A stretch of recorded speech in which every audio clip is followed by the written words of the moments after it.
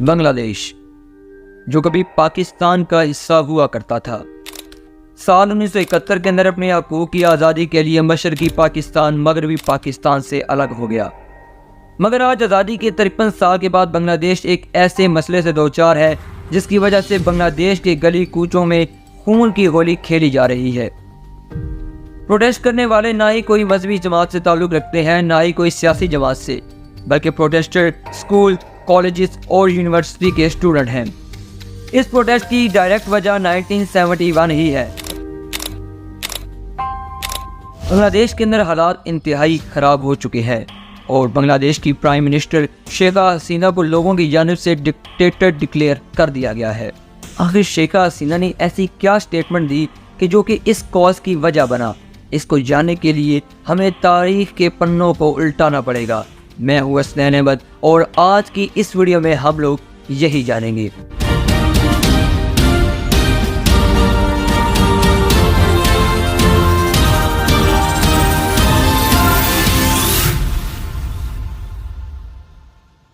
सबसे पहले हम अपनी बात का आगाज साल 1947 से करते हैं। पाकिस्तान और भारत दोनों ब्रिटिश एम्पायर से आज़ाद हो चुके थे, मगर पाकिस्तान के अंदर पहला आइन 9 साल के बाद बनाया गया। 1956 के आइन के मुताबिक उर्दू और बंगाली दोनों ज़बानों को कौमी दर्जा दिया गया, मगर ये आइन ज़्यादा देर न चल सका और सिर्फ 2 साल बाद सदर जनरल अयूब खान ने मुल्क में मार्शल लॉ लगा दिया, जिससे साल 1956 का आइन भी मनसूख हो गया।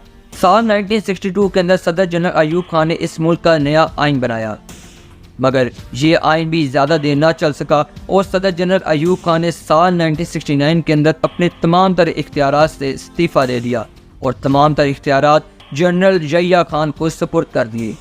जनरल यहिया खान को सपुर्द करने का मकसद सिर्फ एक था, ताकि मुल्क के अंदर इलेक्शन करवाए जा सकें। इस नतीजे में मशरकी पाकिस्तान और मगरबी पाकिस्तान से सियासी जमातों ने खुलकर इलेक्शन में हिस्सा लिया। मगरबी पाकिस्तान में यूँ तो बहुत सी पार्टीज थी, मगर इनमें से एक सबसे डोमिनेंट पार्टी थी और वो थी पाकिस्तान पीपल्स पार्टी। मशरकी पाकिस्तान से सिर्फ एक ही डोमिनेंट जमात थी और वो थी अवामी लीग, जिसकी क़यादत शेख मुजीबुर रहमान कर रहे थे। दूसरी तरफ पीपल्स पार्टी की क़यादत जुल्फ़िकार अली भुट्टो के सपुर्द थी। इलेक्शन का इनेकाद हुआ और नताइज के मुताबिक शेख मुजीबुर रहमान वाज़ेह बरतरी से जीत गए, मगर जनरल यहिया खान ने यह नताइज मानने से इनकार कर दिया और तमाम तर इख्तियारात जुल्फ़िकार अली भुट्टो के सपुर्द कर दिए, जिससे सिविल डिसओबीडियंस का आगाज़ हुआ।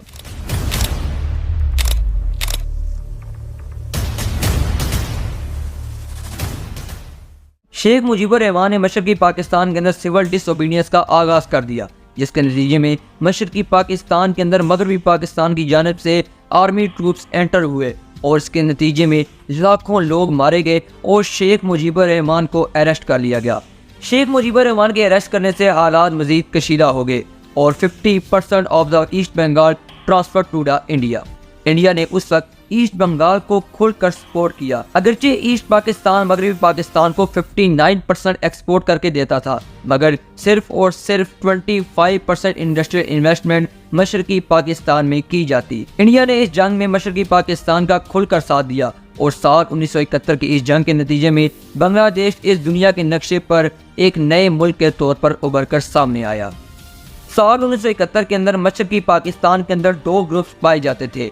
एक ग्रुप का नाम था फ्रीडम फाइटर्स, जो कि मशरकी पाकिस्तान की आज़ादी के लिए तगोदो कर रहे थे, जबकि दूसरी तरफ थे रज़ाकार। रज़ाकार ऐसा ग्रुप था जो कि मगरबी पाकिस्तान के ही हमायती था और मगरबी पाकिस्तान को पूरे तरीके से सपोर्ट करता था। शेख मुजीबुर रहमान ने इक़्तिदार संभालते ही सबसे पहला जो काम किया वो था रज़ाकार्स को आइडेंटिफाई करना, जो कि मगरबी पाकिस्तान की हमायत में थे। इसके नतीजे में 36,000 रज़ाकार्स को आइडेंटिफाई किया गया। 36,000 में से 26,000 लोगों को डायरेक्टली माफ कर दिया गया, जबकि बचे 10,000 को मुख्तलिफ सजाएं दी गई, जिनमें जेल की कैद और फांसी भी शामिल थी। मैं उम्मीद करता हूँ कि आपको अब इन 2 ग्रुप्स के दरमियान फ़र्क वाज़ेह मालूम हो गया होगा। अगर हम बात करें फ्रीडम फाइटर्स की, तो इनको गवर्नमेंट की जानिब से काफ़ी रिलीफ दिया गया। इनको गवर्नमेंट और प्राइवेट दोनों सेक्टर्स के अंदर जॉब्स ऑफर की गई, मगर साल 1996 के अंदर एक कानून बनाया गया। इस कानून के मुताबिक फ्रीडम फाइटर्स की औलाद को भी अब गवर्नमेंट और प्राइवेट सेक्टर में हिस्सा दिया जाने लगा। सिर्फ यही नहीं, बल्कि साल 2010 के अंदर इन फ्रीडम फाइटर्स के ग्रैंड चिल्ड्रंस को भी जॉब दिए जाने लगी। बांग्लादेश के अंदर कोटा सिस्टम की तकसीम को यूँ है 30% for freedom fighters, 10% for women, 10% from the district from the backward area, 5% for minorities and 1% for the person with some physical disability. अगर हम इन सब को ऐड करें तो ये परसेंटेज 56% बनती है, यानी 56% कोटा ऑलरेडी डिसाइडेड, जिसमें से सिर्फ 44% आम सिविल लोगों के लिए बचता है। जिस तरह पाकिस्तान के अंदर होता है PPSC, बिल्कुल इसी तरह बांग्लादेश के अंदर होता है BPSC यानी बांग्लादेश पब्लिक सर्विस कमीशन, और इसमें से सिर्फ 44% सीट्स वो होती है जो कि आम सिविल के लिए मुख्तस होती हैं। बांग्लादेश से हर साल तकरीबन 4 लाख से ज़्यादा स्टूडेंट ग्रेजुएट होते हैं और ये 4 लाख स्टूडेंट सिर्फ 3000 सीट्स के लिए कम्पीट करते हैं। अब आप लोग खुद अंदाज़ा कर सकते हैं कि बांग्लादेश के अंदर जॉब्स की किस कदर किल्लत है। साल 2018 के अंदर स्टूडेंट्स और प्रो कोटा स्टूडेंट्स के दरमियान प्रोटेस्ट हुआ, जिसके दौरान दोनों तरफ से स्टूडेंट्स काफ़ी ज़्यादा जख्मी हुए और हुकूमत ने अंडर प्रेशर आते हुए उस वक्त कोटा सिस्टम बिल्कुल ख़त्म कर दिया। अब यहाँ पर बात पूरे तरीके से ख़त्म हो सकती थी, मगर फ्रीडम फाइटर्स के डिसेंडेंट ने हाई कोर्ट जाकर पिटीशन दायर कर दी और हाई कोर्ट ने ये फैसला किया कि कोटा सिस्टम को फिर से बहाल किया जाए। फिर क्या दोबारा से प्रोटेस्ट होने लगे और ये प्रोटेस्ट 10 जुलाई 2024 को शिद्दत इख्तियार कर गए। इस सिलसिले में हुकूमत के एक मिनिस्टर का ये बयान सामने आया है कि हुकूमत प्रोटेस्टर से बातचीत करने को तैयार है और प्रोटेस्टर्स को सब्र व तहम्मुल का मुजाहरा करने का कहा गया है। अगरचे हुकूमत ने हाई कोर्ट के फैसले को सुप्रीम कोर्ट में चैलेंज भी कर दिया है, इसीलिए हुकूमत का ये मुतालबा है कि प्रोटेस्टर्स सब्र व तहम्मुल का मुजाहरा करें, मगर प्रोटेस्टर्स ये बात अच्छी तरह जानते हैं कि फ्रीडम फाइटर्स को गवर्नमेंट की सपोर्ट हासिल है, लिहाजा उन्हें गवर्नमेंट पर कोई एतबार नहीं। इस सिलसिले में शेखा हसीना की बहुत इर्रिस्पॉन्सिबल स्टेटमेंट भी देखने को मिली। शेखा हसीना का ये कहना था कि अगर हम फ्रीडम फाइटर्स को कोटा सिस्टम नहीं देंगे तो क्या हम रज़ाकार्स को देंगे। रज़ाकार्स कौन सा ग्रुप है, इसके बारे में हम अभी पीछे डिस्कस कर चुके हैं। बांग्लादेश के अंदर रज़ाकार से मुराद एंटी नेशनल लोग हैं जिन्होंने 1971 के अंदर मगरबी पाकिस्तान की हमायत की थी। अब इस स्टेटमेंट की वजह से उनको काफ़ी ज़्यादा क्रिटिसिज्म का सामना करना पड़ रहा है और प्रोटेस्ट मज़ीद ज़ोर पकड़ते जा रहे हैं। यूनाइटेड नेशंस के मिनिस्टर का ये कहना है कि इन प्रोटेस्टर्स की मांगों को पूरा किया जाए, मगर हुकूमत इस बात पर वाजिद है कि सुप्रीम कोर्ट का फैसला आने तक इंतजार किया जाए। शेखा हसीना पिछले 15 साल से बांग्लादेश के अंदर हुक्मरानी कर रही हैं, मगर साल 2022 के अंदर इनके ऊपर इलेक्शन रिगिंग का इल्ज़ाम लगा और उसके बाद से इन्हें डिक्टेटर कहने जाने लगा।